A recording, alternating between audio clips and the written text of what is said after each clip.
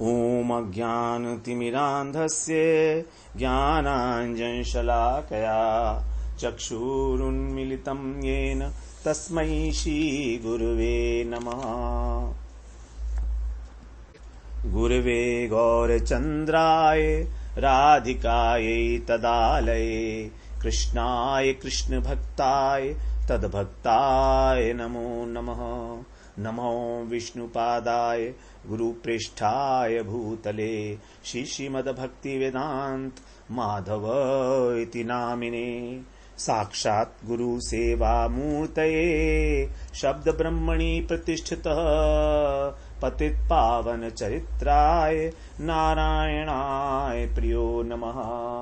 श्रीकृष्णरूपाय सुमङ्गलाय श्रीगुरुकृपा विभूषिताय भावोल्लास भाव प्रदानाय नमामि तस्मै गुरुमाधवाय। वृन्दावनेश्वरि तवैवपदारविन्दम् प्रेमामृतैकमकरन्दरसौघपूर्णम् हृद्यर्पितं मधुपते स्मरतापमुग्रम् निर्वापयत परं शीतलमाश्रयामि।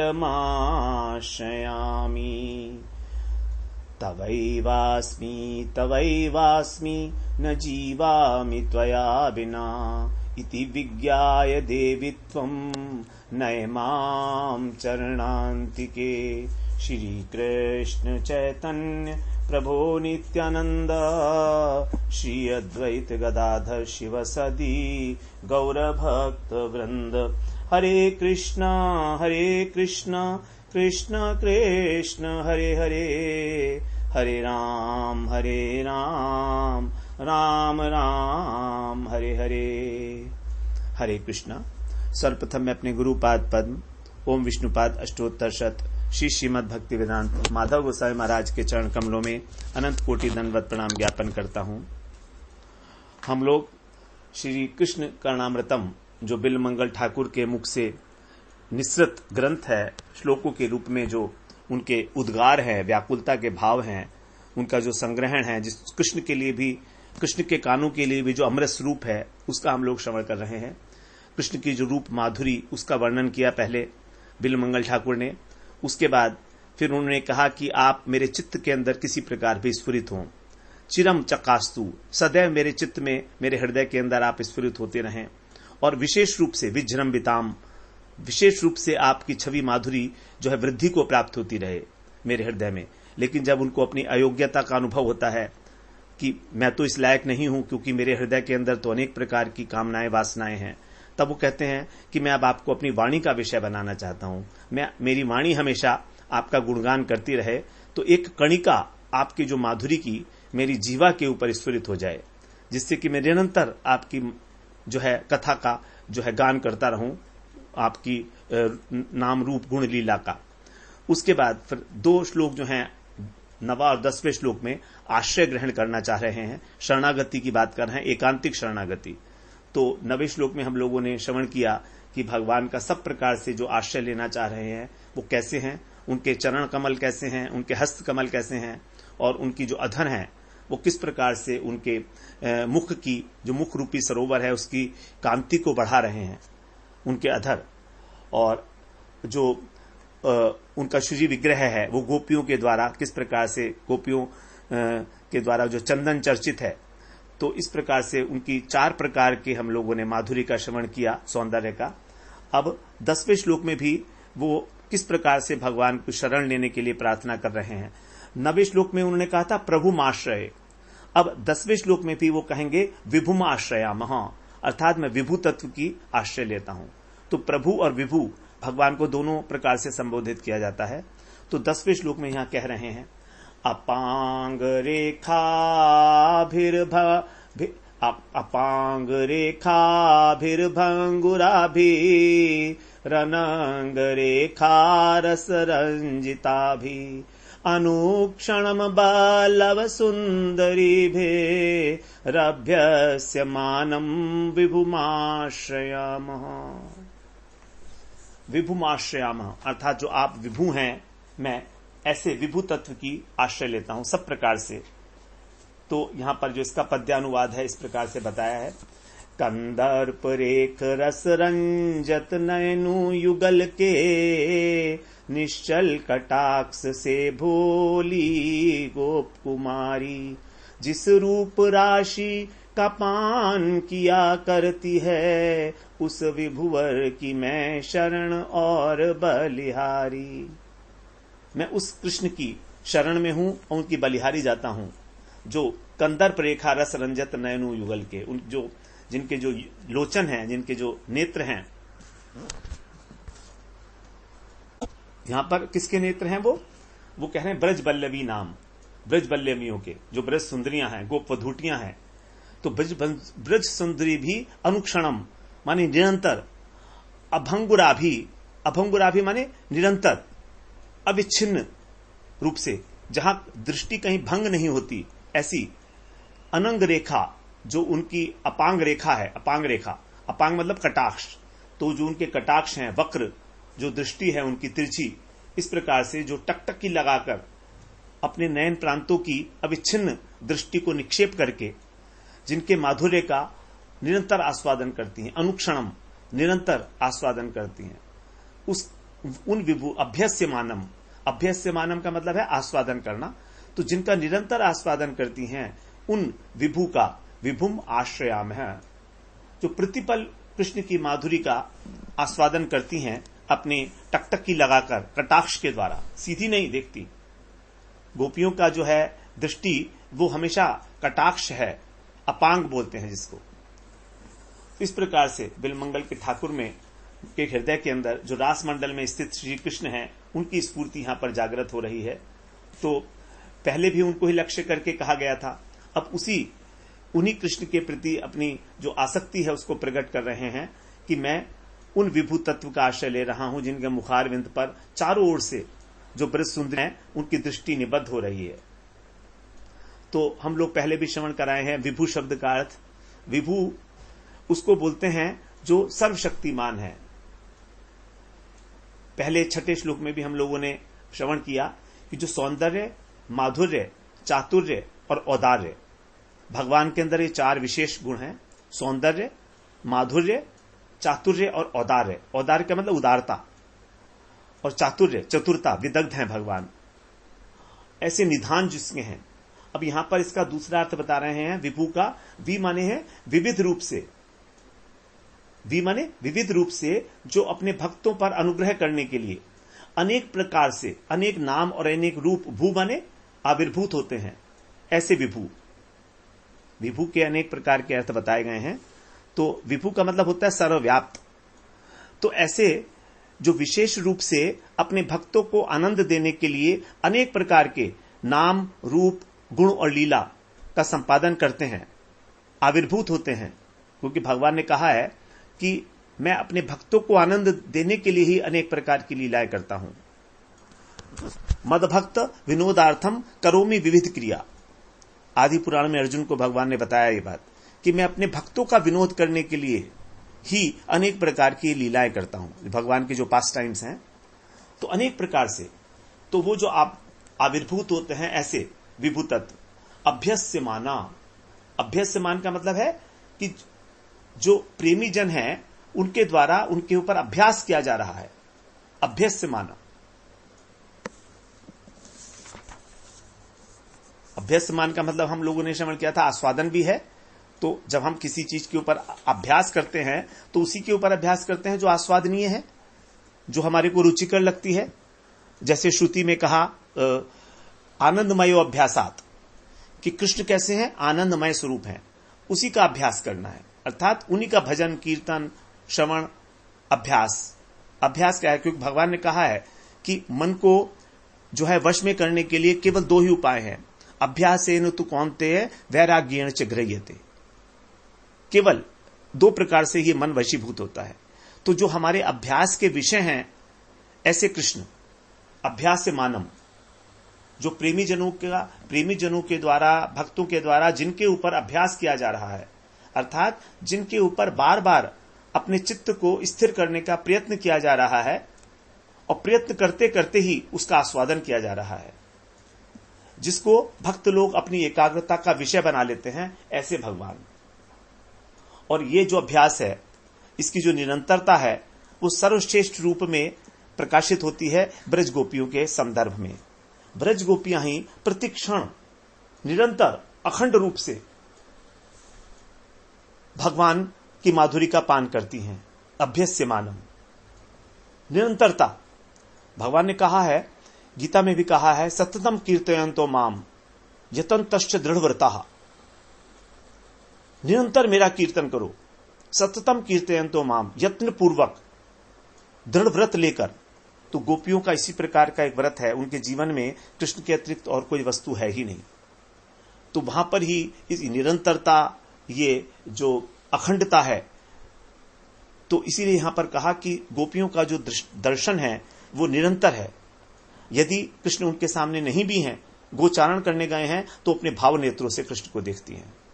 जो वेणु गीत गाया गया है भागवत में 21वें अध्याय में 10वें स्कंद के, वो सब भावपूर्ण नेत्रों से गोपियां घर में बैठकर देख रही हैं कि किस प्रकार भगवान वन में प्रवेश करते हैं।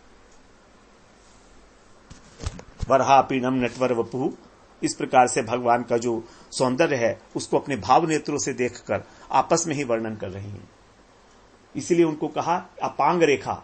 अपांग का मतलब होता है तिरछी, कटाक्षपूर्ण चितवन। और ये चितवन कैसी है? अभंगुरा। अभंगुरा का मतलब है कि जहां पर किसी प्रकार का कोई भंग नहीं है, टूटन नहीं है, अखंड रूप से जो प्रवाहित हो रही है। जैसे गंगा की धारा समुद्र में अविच्छिन्न रूप से प्रवाहित हो रही है, उसी प्रकार से गोपियों की दृष्टि कृष्ण के ऊपर अटूट दृष्टि धारा के द्वारा वो उस विभू तत्व की, जो विभू कृष्ण हैं, उनके अमृत सागर का आस्वादन करती हैं, उसके माधुर्य का आस्वादन करती हैं। तो भगवान का जो रूप है वो नित्य नवायमान है। अनेक अनेक प्रकार की उस रूप के अंदर अनेक अनंत तरंगे उठ रही हैं। एक तरंग उठती है, एक भाव लहरी उठती है और वो फिर उसी के अंदर समा जाती है। तो जो निरंतर तरंगायित हो रहा है, समुच्छवित हो रहा है, ऐसा भगवान का जो मुख कमल है, माधुर्य का सिंधु, उसके अंदर जो हमेशा से चिर पिपासित ब्रज वधुएं हैं, अब उनके हमेशा से यह अभिलाषा है कि कृष्ण का दर्शन निरंतर होता रहे। तो इस प्रकार से वो अपने कटाक्ष के द्वारा, कटाक्ष रूपी नली के द्वारा घूंट घूंट करके पी रही हैं, उसका आस्वादन लेते हुए। हम लोग जब किसी रस का, किसी जूस का हम आस्वादन लेना होता है तो हम एकदम से नहीं गटकते उसको, बल्कि घूंट घूंट भर के पीते हैं, जिससे कि हम उसका आस्वादन ले सकें। तो उसी प्रकार से गोपियां उसका आस्वादन करती हैं और यही उनका अभ्यास है। दिन के समय जब कृष्ण विरह में एक क्षण भी उनको कोटिकल्प की तरह दीर्घ लगता है, तो केवल भाव नेत्रों से उसका वर्णन करके, और मिलन काल में जब भगवान से मिलती हैं तो साक्षात दर्शन के द्वारा उसका अभ्यास करती हैं। तो कई सारी यहां पर विशेषताएं बताई हैं गोपियों की दृष्टि की। एक तो वो अपांग है, अर्थात तिरछी चितवन है। दूसरी वो अभंगुर है, अर्थात सरल रेखा में नहीं है, नहीं सरल रेखा है, सरल रेखा में है, उसमें वक्रता नहीं है कोई भी। अभंगुर, कहीं टूटन नहीं है, बीच में कोई गैप्स नहीं है, निर्बाध। तो वो अपनी आंखों के कोर से उसको पीती हैं। यदि कोई कहे कि पलक तो बाधा देगी, क्योंकि पलक झपकते हैं, तो पलक झपकने पर भी जो आंख का कोर है वहां से थोड़ा थोड़ा सा दिखता रहता है और उनके अश्रु प्रवाह निकलते रहते हैं, तो वो अगर बाधक वो भी नहीं बनते हैं। तो इस प्रकार से जो अपांग दृष्टि है उसमें यदि तिरछी नजर से देखा जाएगा तो ना तो आंसू बाधक बनेंगे और ना पलक बाधक बनेगी। इस प्रकार से वो कृष्ण के दर्शन का अभ्यास करती हैं। पलकों के लिए तो उन्होंने विधाता को कोसा ही है, कहा ही है कि इसने जो है सृष्टिकर्ता ने, इसको इतना भी अकल नहीं है, ये बिल्कुल जड़ बुद्धि है और इसने बिना सोचे समझे ये पलक बना दी। इसने ये नहीं सोचा कि एक हमारी जो आंखें हैं, 2 आंखें भगवान का दर्शन करने के लिए कितनी कम है, इसने ये नहीं सोचा और बना दी, इसने पलके बना दी। इस प्रकार से उनकी जो अवक्र सीधी दृष्टि है, अभंग दृष्टि है, वो सीधे लक्ष्य पर पहुंचती है। जीवन की जितनी भी बाधाएं हैं, जो भी आता है बीच में, उस सबको बहा कर ले जाती है। कैसी है उनकी दृष्टि बताते हैं। लखत में लजती जो नमी नमी तकती है, मोरी के मारती बस नैनन की कोर है। वोरी वोरी रंगन में काजर अनंगन में, छोरत छविली धार बंधी एक डोर है। अंगना इन आंगन में साधे उमंगन भरी, सिद्धि हेतु हेत करी, लायो प्रेम जोर है। गोरिन के कोरन सो कजरारे रूप विभू, ताके पद ताके हम ताके नहीं और है। जो कटाक्ष धारा है, यदि कोई कहे कि इसमें कोई रूप भी है, कोई रंग भी है, तो कह रहे हैं हाँ।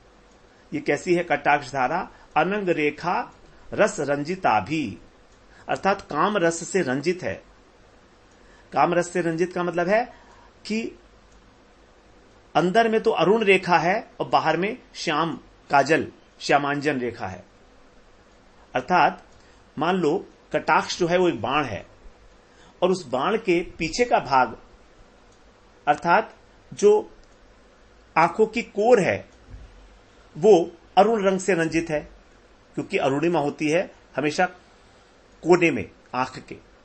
तो वो जो बाण है वो पीछे से तो अरुण रंग से रंजित है और आगे का भाग जो अंजन लगा हुआ है आंख में, उस श्याम रंग से रंजित है।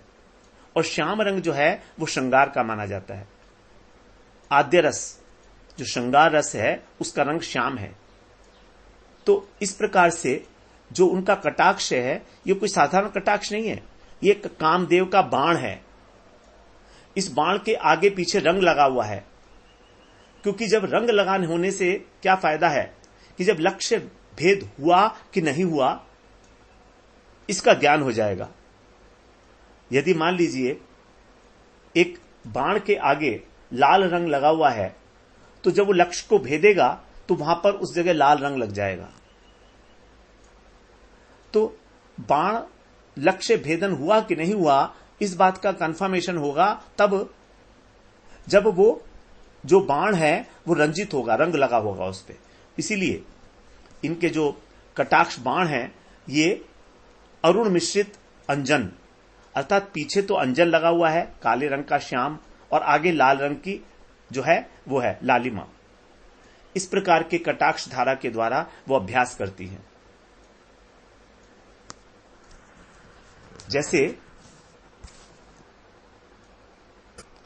जैसे जो सिद्ध पुरुष होते हैं वो केवल अपनी दृष्टि पात्र से ही जो योग्य शिष्य होता है उसके अंदर शक्ति का निक्षेप कर देते हैं, जिसको शक्तिपात कहा जाता है। केवल अपनी दृष्टि से गुरु जो हैं अपने शिष्य के ऊपर कृपा करते हैं अपनी दृष्टि से। जब गुरु हमारे ऊपर दृष्टि डालते हैं तो ये उनकी कृपा दृष्टि होती है। उसी प्रकार से जिस प्रकार से एक मछली अपनी दृष्टिपात से ही उसका जो अंडा है उसका पोषण करती है और उसमें से फिर संतान का जन्म होता है, तो अंडे का पोषण मछली केवल देखकर करती है। अब उसके दृष्टि के अंदर ही इतनी ताकत है, इतनी शक्ति है कि उसमें से जो है वो निकल आता है, अंडा फूट जाता है।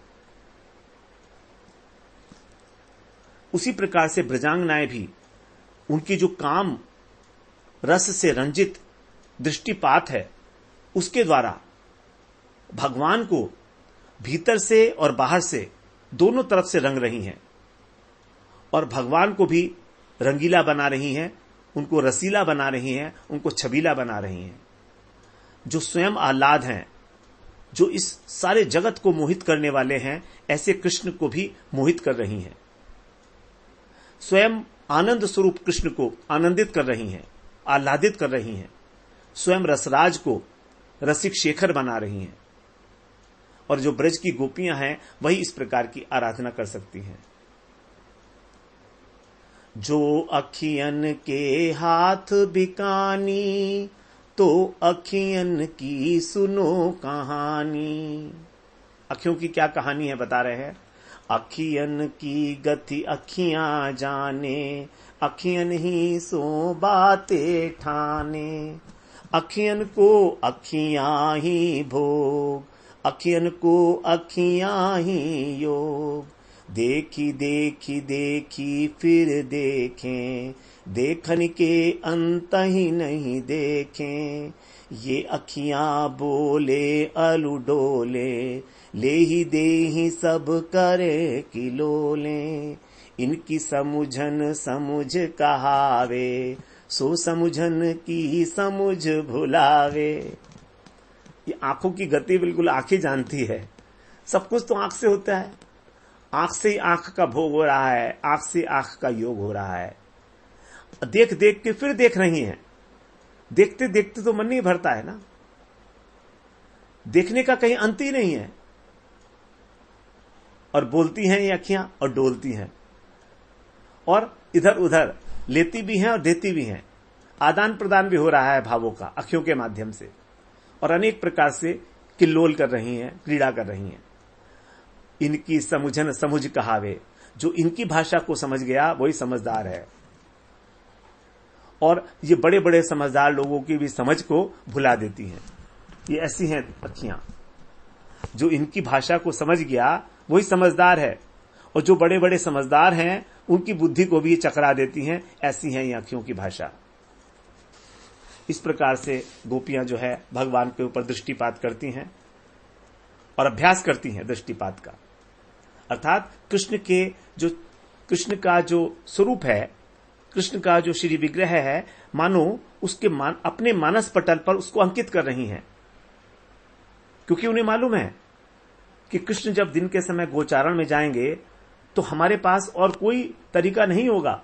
उस समय फोटो तो हुआ नहीं करते थे, ना ही उस समय कोई चलचित्र होते थे, ना कुछ होता था। तो अपने हृदय के ऊपर ही उसको जो है अंकित कर लेती थी, और वही उनके जीवन का आधार होता था। और आज उनको इस प्रकार उस चित्रांकन करने के अभ्यास का सुअवसर प्राप्त हुआ है। स्वच्छंद रूप से वो भगवान के का पान कर सकती है माधुरी का। इसलिए उन्होंने क्या किया, अपने कटाक्षों की तूलिका बनाई, उसको ब्रश बना लिया, और उसको उस तूलिका को उन्होंने रंग से रंजित किया। और रंग किस चीज का है? एक तो उनके आंखों के अंदर जो अंजन लगा हुआ है, जो काजल है, और जो अनंग है कामदेव, उसके रंग से उस तूलिका को रंजित किया। और फिर वो अपने हृदय के ऊपर ही भगवान का चित्र बनाने लगी। नेत्रों को घुमा घुमा कर, मुड़ मुड़ कर, इधर से उधर करके, ऊपर से नीचे करके भगवान के सर्वांग का निरीक्षण कर रही हैं। ठहर ठहर कर, नेत्र बंद करके, बीच बीच में कभी देख भी लेती हैं कि मैंने अपने हृदय में जो मूर्ति बनाई है वो ठीक ठीक तो है, कहीं कोई त्रुटि तो नहीं रह गई। बिंब में जो दिखाई दे रहा है वो वही सुंदरता आ रही है ना जो मैंने अपने हृदय में बनाई है। तो मिलान करती है कि जो अभी अंदर बनाई और जो बाहर ये दिख रहे हैं, क्या इनमें कोई अंतर तो नहीं है। और फिर चकित रह जाती है, सोचती है हाय हाय, ये तो मूर्ति बदल गई, ये तो मूर्ति बदल गई। लेकिन ऐसा है नहीं, मूर्ति तो वही की वही है, लेकिन भगवान की छवि बदल गई। मूर्ति और छवि में अंतर है। छवि होता है एक स्नैपशॉट, भगवान का एक विशेष भाव। जैसे उन्होंने अपने हाथों में मुरली ली हुई है तो वो छवि है एक। अब उन्होंने मुरली को थोड़ा सा तिरछा पकड़ा हुआ है, वाम कपोलो, अपने बाएं कंधे के ऊपर जो है थोड़ी सी गर्दन को झुकाकर, वाम बाहुकृत वाम कपोलो। तो अपने बाएं हाथ में मुरली लेकर अपने बाएं कंधे को झुकाकर थोड़ा सा, अब जब ये एक छवि है, अब जब थोड़ी सी बदली तो उसके अंदर फिर अंतर आ गया। तो गोपी सोचती है कि अरे अरे ये तो बदल गई। फिर वो अपनी कटाक्ष किरणों से कटाक्ष से देखती है, उस नई छवि को अंकित करती है, लेकिन फिर मिलान करती है। तो बाहर भगवान की नई छवि। तो इस प्रकार बार बार वो सभी छवियों को अंकित करती चली जाती है, लेकिन वास्तव में वो जो छवि है कृष्ण की, वो अंकन करने में कभी आती ही नहीं है। लिखन बैठ जा की छवि, गही गही गर्व गरूर, भय न केते जगत के, चतुर चितुर चितेचूर। चित्र चितेरो जो लिखे, रचि पचि मूरति लाल, वह चितवनी मुस्कान वह, कैसे लिखे जमाल। दृगपुत्री लो श्याम बह, लिख्यो कौन पे जाय, जग उजियारी श्यामता, देखो जिये लगाए। कह रहे कैसे देखूं मैं, कैसे उसको उतारूं, उसको कौन लिख पाएगा, उसको कौन बना पाएगा भगवान के चित्र को। इसलिए गोपियों का जो गरुड़ था वो सब चूर चूर हो गया, लेकिन फिर भी अंकित करने की धुन तो चढ़ी हुई है गोपियों के ऊपर। इसीलिए कह रहे हैं अनुक्षणम अभंग, निरंतर निरंतर बाधा रहित दृष्टि उनकी जो है कृष्ण की रूप माधुरी का पान कर रही है और अपने हृदय में उसको अंकन करने का प्रयास कर रही है। जब सिद्धि नहीं मिलती, बीच बीच में अटक सी जाती हैं, मिलान नहीं हो पाता है, तो ब्रह्मा को कोसती ही हैं कि चौमुहे का नाम ब्रह्मा किसने रख दिया। इसको ज्ञान नहीं, ये चारों वेदों का ज्ञाता है और इसको कैसे इतना विधाता बना दिया। ये जानता है कि ब्रज में एक अपूर्व श्यामल माधुरी प्रकट हुई है, तो इसने हमको 1000 नेत्र क्यों नहीं दिए।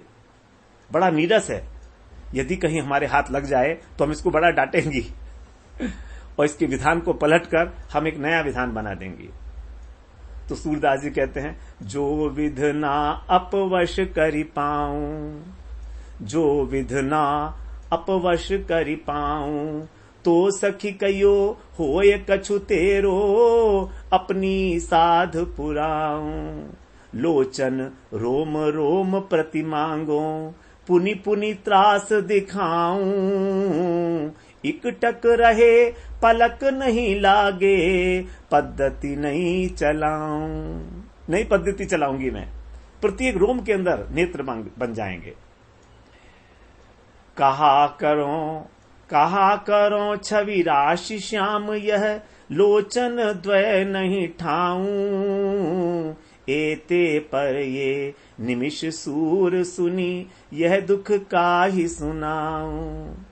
सूरदास जी कहते हैं कि ये जो अनुपम छवि राशि है, श्यामल राशि है, इनको मैं 2 नेत्रों से पूरा पी ही नहीं पा रही हूं, और उसके ऊपर भी इसने जो है ये पलकें बना दी, तो अपना ये दुख मैं कैसे सुनाऊं, किसको सुनाऊं।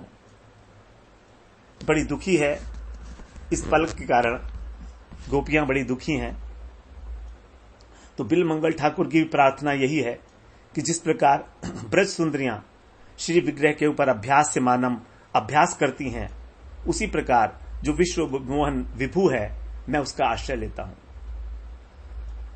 उन्होंने जो है एक दूसरा श्लोक है पद्यावली का, उसमें बताया है, मुरारिम पश्यन्ता सखी सकल मंगम न नयनम, कृतम यच्छ्रवन्त्या हरिगुण गणम श्रोतनीचितम, समम ते नालापम सपदि रचन्त्या मुखमयम, विधातुर्नैवायम घटन पटि परिपाटी मधुरिमा।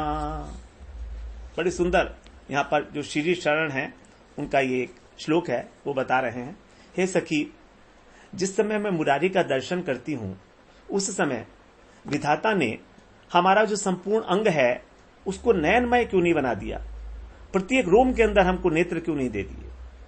और जब मैं श्री हरि के गुणानुवाद का श्रवण करूं, भगवान के गुणों का, भगवान की लीलाओं का, रूप का, उस समय भगवान ने इस शरीर में चारों ओर हमारे कान क्यों नहीं दे दिए। और जिस समय मैं उनके साथ मीठी मीठी बातें करूं, उस समय मेरी अनेक अनेक जो जीवा हैं वो क्यों नहीं दे दी। हाय सखी, विधाता की जो परिपाटी है ये माधुर्य के लिए ठीक नहीं है, माधुर्य के बिल्कुल अगेंस्ट में जाती है। जो माधुर्य का पान करने के उत्सुक हैं उनके लिए बड़ी कष्टकारक स्थिति है। विधाता को कम से कम इतना तो ज्ञान हो, क्योंकि भगवान इतने मधुर हैं, मधुर मधुरम एतत्।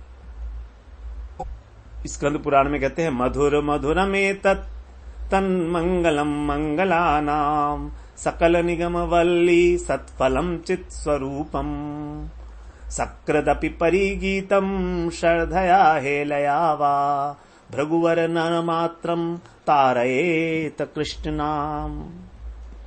भगवान का जो नाम है इतना मधुर है कि मधुरता की मधुरता, मंगलों का भी मंगल, सकल निगम वल्ली, जो सकल जितने भी वेद शास्त्र पुराण उपनिषद हैं उन सब का जो फल है, और एक ऐसा चित्त स्वरूपम सच्चिदानंद, जैसे भगवान का स्वरूप है उसी भगवान का नाम एक बार भी यदि इसको कोई गान करता है श्रद्धया हेलया, श्रद्धा पूर्वक अथवा हेल्या में अवज्ञा पूर्वक, तो हे भृगुवर नर मात्रम तारयेत कृष्ण नाम, नर मात्र को तारने वाला है कृष्ण नाम। भगवान के नाम की मधुरिमा तो जो है नांदी देवी बताती हैं पौर्णमासी जी से, तुंडे तांडव निम्रतिम वितुनते तुंडावली लब्धये कर्ण क्रोड़ कडम्बनी घटयते कर्णार्बुदेभ्य स्पृहाम चेतः प्रांगण संगिनी विजयते सर्वेन्द्रियाणाम कृतिम नो जाने जनिता कियद्भिर्मृतै कृष्णेति वर्णद्वयी। विदग्ध माधव में रूप गोस्वामी बोल रहे हैं, जो नांदी मुखी जी हैं वो पौर्णमासी जी की जो पोती हैं वो अपनी दादी से कह रही हैं, तुंडे तांडवनिम रतिम वितुनुते तुंडावली लब्धये, जो कृष्ण का नाम है कृष्णेति वर्णद्वयी, जो दो नाम है प्री और श्रौ, इतने मधुर हैं मानो अमृत के सागर हैं, अथवा इनके अंदर इतना अमृत भरा हुआ है कि ऐसा मन करता है जब ये जीवा के ऊपर नृत्य करते हैं तो हमारी बहुत सारी जीवा क्यों नहीं हो गई, तुंडावली, जीवों की आवली, जीवा रसना जो है हमारी बहुत सारी क्यों नहीं हो गई। जिस प्रकार ये जब हमारी रसना के ऊपर वितुनुते माने विस्तार करते हैं, रतिम वितुनुते, और कर्ण क्रोड़ कदम्बनी जो कानों में पड़ते हैं, तो ऐसी इच्छा होती है कि हमारे अर्बुद का मतलब 10,000 कान हो जाए। और जब चित्त में ये कृष्ण नाम उतरता है तो हमारी सारी इंद्रियां जो हैं एकदम स्तब्ध हो जाती हैं, सब इंद्रियों को विजय प्राप्त कर लेता है, स्तब्ध कर देता है कृष्ण नाम। पता नहीं इसके अंदर इतना अमृत है भरा हुआ, या ये मानो अमृत का सागर ही है। इस प्रकार भगवान का जो नाम है, भगवान का जो रूप है, भगवान की जो माधुरी है, सब प्रकार से अनिर्वचनीय, अवर्णनीय, उसी के लिए अत्यंत लालसा युक्त होकर और बिलमंगल ठाकुर जो है प्रार्थना कर रहे हैं कि जिस प्रकार से ये जो भगवान का श्री विग्रह है, ये मानो गोपियों का जो नयन बाण है उसके लिए एक संग्राम भूमि हो गया है। बाणों के द्वारा संग्राम किया जाता है ना, लड़ाई की जाती है। तो इस प्रकार से सब की सब ब्रजांगनाएं जो हैं वो संग्राम भूमो तब लालसान है। मुखार विंदे मकरंद बिंदु निश्चंद लीला मुरली निनादे प्रजांगना पांग तरंग भंग संग्राम भूमौ तल लालसान, कि हमारा भी इस प्रकार से इसी संग्राम भूमि के अंदर जो है हम भी उतरें, जिस प्रकार की गोपियां इस संग्राम भूमि में उतरी हुई हैं, अर्थात कृष्ण के श्री विग्रह के ऊपर, उनके रूप के ऊपर नयन बाण चला रही हैं, ब्रज सुंदरियों के साथ जो अभ्यास कर रही हैं। वो जैसे एक जो योद्धा होता है वो संग्राम भूमि में जाने से पहले बाणों का अभ्यास करता है, उसी प्रकार ये गोपियां भी यहां पर अभ्यास कर रही हैं। इस प्रकार अनेक अनेक नेत्रों से हम उनका दर्शन करेंगी, अनेक अनेक कानों से उनकी लीलाएं कथाएं सुनेंगी, और अनेक मुखों के साथ उनसे बात करके भी हमको तृप्ति नहीं होती, तो भी विधाता ने हमको मात्र 2 नेत्र, 2 कान और केवल 1 मुंह दे दिया। तभी तो ये आक्षेप किया कर रही हैं। और बहुत सारी यदि इंद्रियां हों तो कृष्ण के माधुर्य का आस्वादन होगा, ऐसा नहीं है। आस्वादन का कारण है प्रेम। प्रेम ही वास्तव में कृष्ण माधुर्य के आस्वादन का एकमात्र कारण है। यदि स्वाभाविक जो हमारी 2 आंखें हैं, 2 कान हैं, 1 मुख है, यदि इनके साथ ही अपने हृदय के अंदर हम उस प्रेम को, कृष्ण प्रेम को उदय करा के आस्वादन करते हैं तो हम आस्वादन कर सकते हैं। यदि प्रेम नहीं है तो हमारी हजारों इंद्रियां भी काम की नहीं है।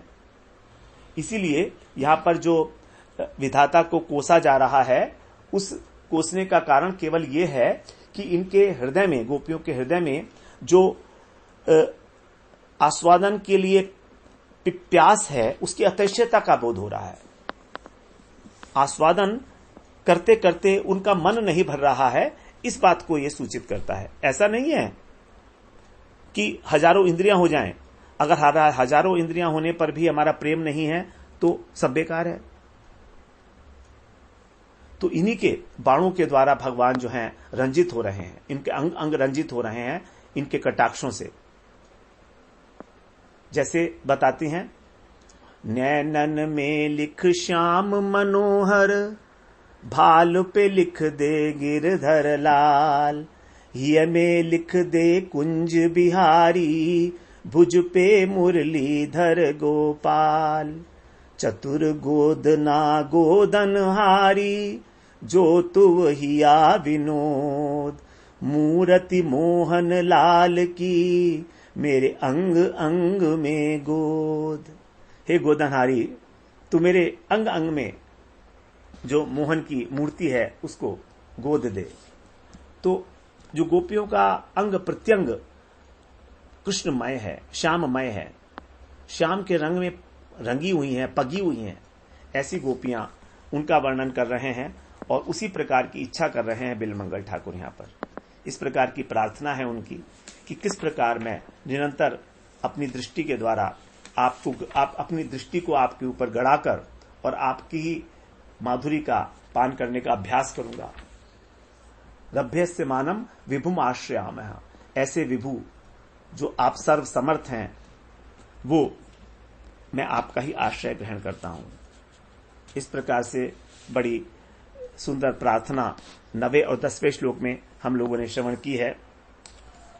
अब आगे भी उसी प्रकार की भावनाएं, क्योंकि सब प्रार्थना है सारी की सारी जो स्फूर्ति में हो रही हैं, तो हृदय के अंदर किस प्रकार से भगवान उनके आए, उसको हम लोग 11वें श्लोक में श्रवण करते हैं। वांछा कल्पतरुभ्यश्च कृपा सिंधुभ्य एव च पतितानां पावनेभ्यो वैष्णवेभ्यो नमो नमः।